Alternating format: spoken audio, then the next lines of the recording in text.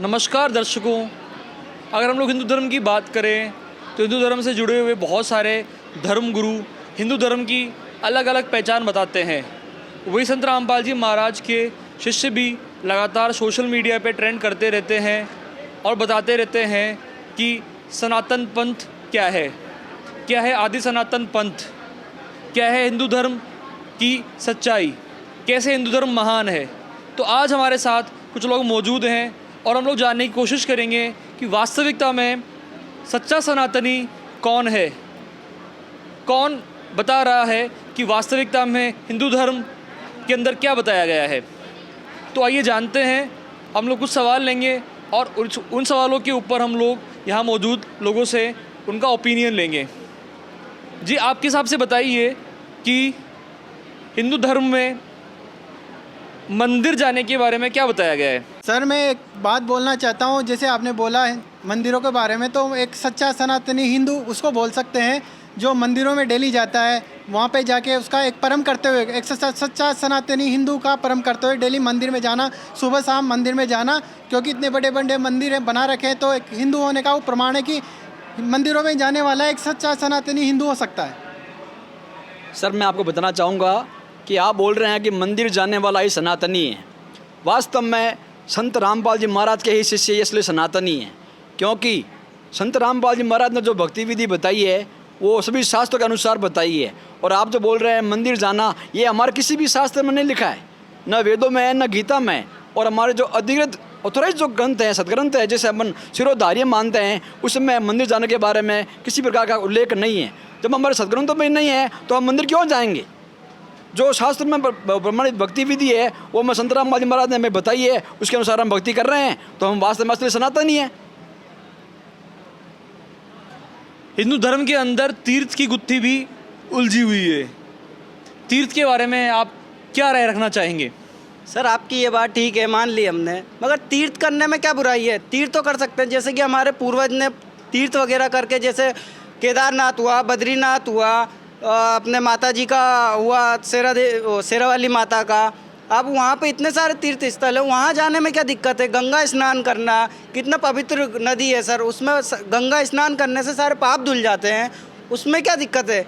वहाँ तो जाना चाहिए ना, उसमें कोई दिक्कत नहीं होना चाहिए। सर देखिए, ऐसा कुछ नहीं है, हम भी हिंदू हैं, सनातनी हैं।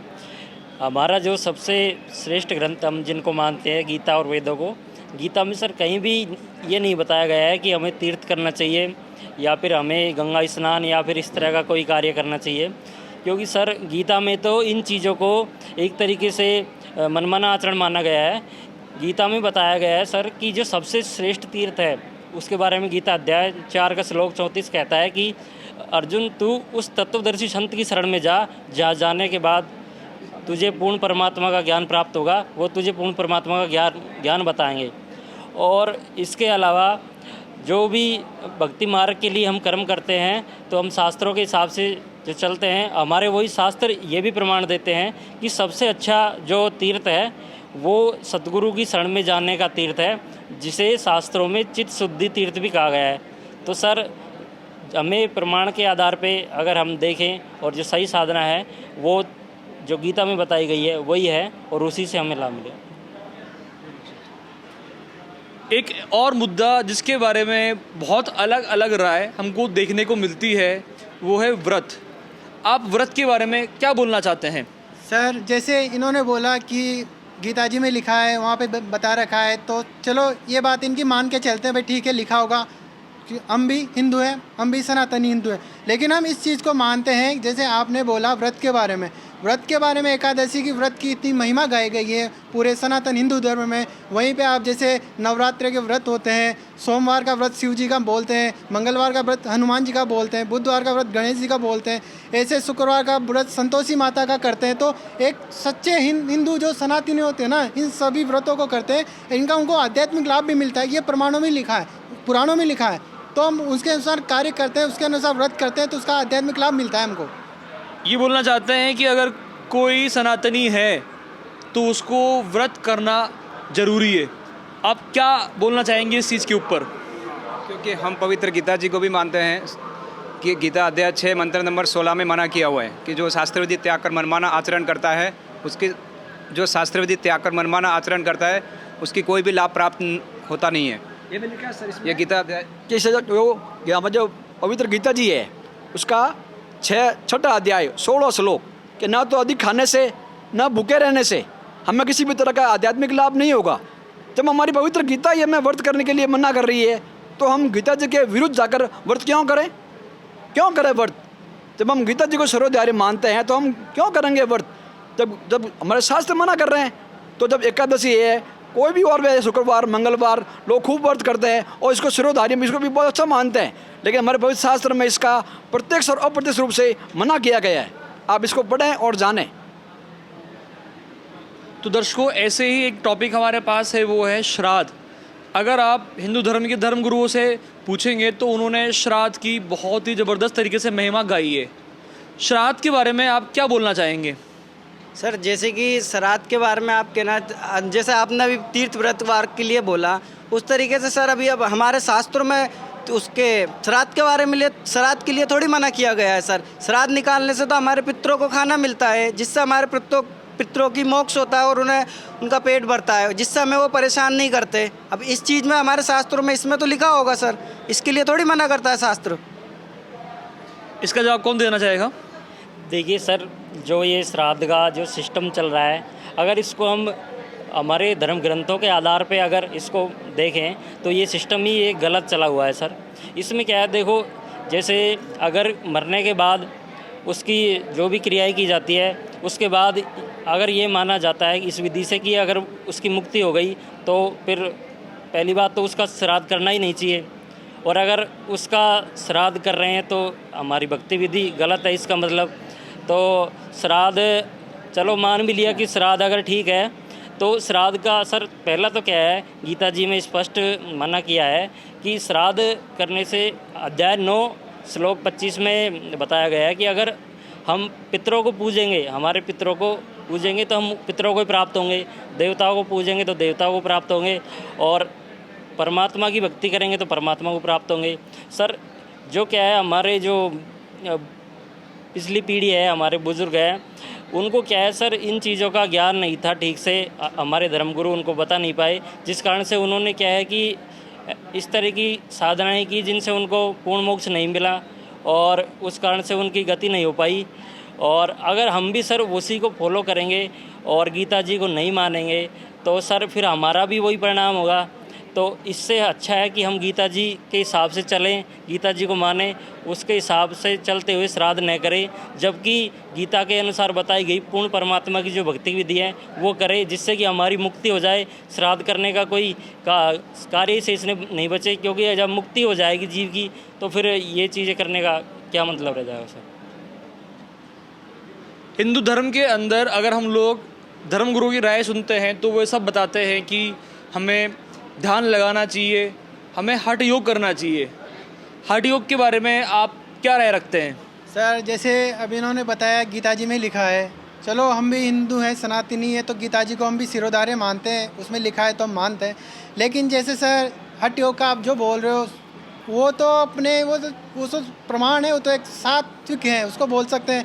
जैसे आपने देखा होगा ऋषि मुनि तपस्या करते रहते हैं, उन्होंने जैसे एक ताज़ा उदाहरण जैसे वाल्मीकि जी है, उन्होंने तप करके हठ योग करके उन्होंने इतनी सिद्धि प्राप्त हो गई थी कि उन्होंने पूरी मतलब रामायण लिख दी बिना देखे उसको, तो हठ योग से उनको सिद्धि आ गई। वैसे आपने देखा होगा ऐसी गर्मी में जहाँ पे अपन बाहर निकलना दुभर हो जाता है, वहीं पे गर्मी में ऋषि मुनि ऐसे चारों तरफ आग लगा के हठ योग करते रहते हैं। तो क्या वो हठ योग सही नहीं है? वो हठ योग है। उस हठ योग से उस भगवान को, जिस निराकार भगवान को, ज्योति निरंजन को, उसको प्राप्त कर सकते हैं। हठ योग का तो आप देखो हिमालय की गंदराओं में जाके देखो, आज भी ऋषि मुनियों ने अपना शरीर त्याग दिया, शरीर गला दिया तपस्या करते करते उस भगवान को प्राप्त करने के लिए। तो अपन बोल सकते हैं कि मतलब सच्चा हिंदू और सच्चा सनातनी वो है जो सिद्धि करता है, मेडिटेशन करता है। डेली मेडिटेशन करना चाहिए, प्रत्येक हिंदू को मेडिटेशन करना चाहिए, ज़्यादा नहीं तो 15 मिनट मेडिटेशन करना चाहिए। उससे अपन को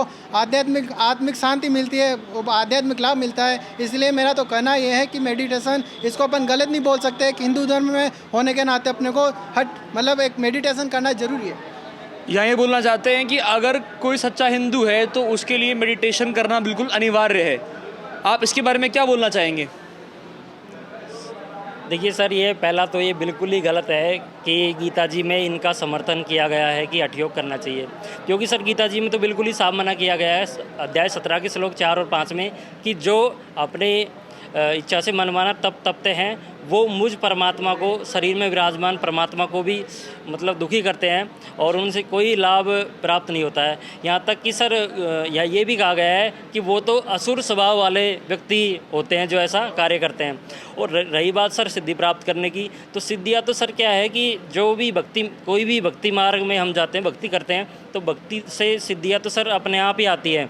लेकिन सर उससे क्या है, हमारे जीवन का जो वास्तविक उद्देश्य है उसकी प्राप्ति, मोक्ष की प्राप्ति हमें नहीं होती। अगर हम सिद्धि करेंगे तो सर हमारे मनुष्य जीवन का जो मूल उद्देश्य है वो तो अधूरा ही रह जाएगा सर। इससे बढ़िया तो है कि हम जो गीता में बताई गई है पूर्ण परमात्मा की भक्ति विधि वो करें। गीता में बताया गया है 17 अध्याय श्लोक नंबर 23 में कि ओम तत्सत, ये 3 अक्षर का जो मंत्र है पूर्ण परमात्मा की साधना की विधि है, इसको करने से हमें पूर्ण मोक्ष मिलेगा और हम जन्म मरण के मार्ग, इससे बंधन से छूट जाएंगे। और इस प्रकार से सर अगर हम जो भक्ति करेंगे सही तरीके से तो वो भक्ति भी बहुत आसान में, उसमें ये बहुत सिंपल मार्ग है। इसमें चलते फिरते, उठते बैठते, खाते पीते, सोते ऐसे भी कर सकते हैं भक्ति में। इसमें किसी प्रकार के कोई हठयोग करना, ऐसा कुछ करना नहीं है सर। इसमें हम आराम से अपना गृहस्थी में जीवन जीते हुए सभी कार्य को करते हुए भक्ति बिल्कुल सिंपल तरीके से कर सकते हैं, जिससे हमारा जीवन भी आसानी से कट जाएगा और हम अपना मार्ग भी, जो हमारा जो उद्देश्य है जीवन का मूल मोक्ष है, वो भी प्राप्त कर लेंगे सर। आज आप लोगों ने यहाँ पर बहुत सारे गीता जी के श्लोक के माध्यम से हिंदू धर्म यानी सनातन धर्म के अंदर जो प्रचलन में गलत परंपराएं हैं आपने उनका खंडन किया है। अब आप एक सामान्य हिंदू समाज के व्यक्ति को आप क्या बोलना चाहेंगे जिसको ऐसा लगता है कि मंदिर में जाना, तीर्थ करना, व्रत करना आदि करना ज़रूरी है हिंदू धर्म में होने के कारण? सर देखिए, हम तो हमारे हिंदू भाइयों से यही प्रार्थना करना चाहेंगे कि जैसे कि हम किसी बच्चे को स्कूल में बैठाते हैं और वो बच्चा जो पढ़ता है उसकी किताबें होती है, सिलेबस होता है, तो उसके हिसाब से अगर वो पढ़ता है तो सर उसको अच्छे अंक प्राप्त होते हैं, आगे चल के उसको अच्छी जॉब मिलती है, उसकी ज़िंदगी अच्छे से कट जाती है। और सर अगर इसके अलावा अगर मान लो हम उस बच्चा अगर उसको नहीं पढ़ेगा और अलग अपने हिसाब से चलेगा या फिर टीचर उसको गलत बताएगा, कुल मिला के वो मार्ग से भटक जाएगा, तो सर उसको कुछ लाभ होगा ही नहीं। इसी प्रकार ये भक्ति मार्ग भी सर हमारा इसी प्रकार का, हमें मनुष्य जन्म एक हमारी वो है सर, ड्रेस के बराबर है ये। तो सर अगर हम इसमें अगर सही भक्ति शास्त्र विधि के अनुसार जो बताई गई है वो करेंगे, तब तो क्या सर हमें जो वास्तविक उपलब्धि है जो हमें इससे मिलनी चाहिए वो हमें मिल जाएगी। हमारे जीवन में भी सुख होगा, हमारे सभी कार्य भी सिद्ध होंगे और हमें जीवन में लाभ होता रहेगा। तो अगर हम सही तरीके से चलेंगे तो यानी कि हम हमारे प्रमाणित सद्ग्रंथों को मान के चलेंगे तो हमें सभी कुछ जीवन में मिलता रहेगा। लेकिन अगर हम वैसे ही मनमाना जो भी कुछ आचरण अपनी इच्छा से करते रहेंगे, चलता रहेगा, तो सर उससे क्या हमारा जीवन भी व्यर्थ चला जाएगा और उसका कोई लाभ भी नहीं रहेगा। तो हमारी तो सभी से यही प्रार्थना है कि जो हमारे शास्त्र में बहुत सिंपल जो मार्ग बताया गया है भक्ति करने का, उसको हमें अपनाना चाहिए, जिससे हमारी गृहस्थी भी आसानी से चले और हमारी भक्ति भी हो जाए और हमें जीवन में कोई बाधा भी ना आए, मतलब हमारे सारे काम अच्छे से हो जाए। मैं आपसे अंतिम सवाल ये पूछना चाहता हूँ कि आखिर सनातन धर्म का, सनातन पंथ का कैसे उद्धार होगा, क्योंकि बहुत सारी इसके अंदर जो गलत परंपराएं हैं वो इसमें आ गई है। सर देखिए, इसमें तो यही है, सबसे पहले तो हम जो अपने आप को सनातनी मानते हैं, हिंदू मानते हैं, तो हमें जागरूक होना पड़ेगा सर। सबसे पहले इसके लिए तो कि हमें ये देखना पड़ेगा कि जिस आधार पे हम अपने आप को सनातनी हिंदू कह रहे हैं सर, वो हमारे सद्ग्रंथ, जिन ग्रंथों के आधार पे हम अपने आप को हिंदू मानते हैं, सनातनी मानते हैं, वो क्या कह रहे हैं सर, वो क्या बता रहे हैं और उसको बताने वाले धर्मगुरु हमें क्या बता रहे हैं, ये चीज़ें हमें सारी देखनी पड़ेंगी सर। जैसे हमें इन चीज़ों का जान के हमें एक निष्कर्ष निकालना पड़ेगा कि हमें क्या चीज़ें सही बताई जा रही हैं, क्या चीज़ें गलत बताई जा रही हैं। तो ये सारी चीज़ें जब हम इनको निष्कर्ष निकालेंगे तो सर हम देखेंगे कि वर्तमान में बहुत सारे जो धर्मगुरु हैं वो जो बता रहे हैं मार्ग, वो क्या है कि सर जो भी एक चली चलाई एक इस आप उसको लोकवेद कह सकते हैं सर एक तरीके से, वो चीज़ें बता रहे हैं एक तरीके से।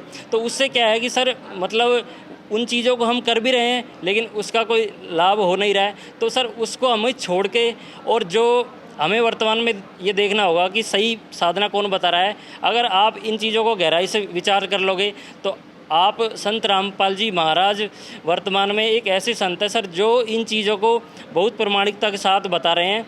और संत रामपाल जी महाराज सर एक एक चीज़ को विद प्रूफ हमारे सदग्रंथों से प्रूव करके बता रहे हैं और कि ये चीज़ हमारे धर्म ग्रंथ में ऐसी लिखी हुई है और इसको करने से ऐसा लाभ होगा और इस प्रकार जीवन जीने से ही हम सच्चे सनातनी बन पाएंगे।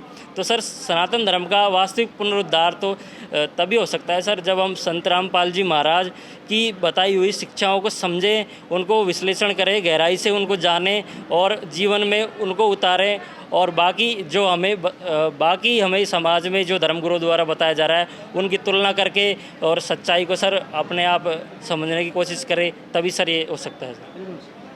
तो दर्शकों, हमने कोशिश करी है आज आपके सामने सच्चा सनातनी होने के क्या गुण हैं, क्या पहचान है। हम आप तक आगे भी ऐसे ही कवरेज पहुंचाते रहेंगे। धन्यवाद।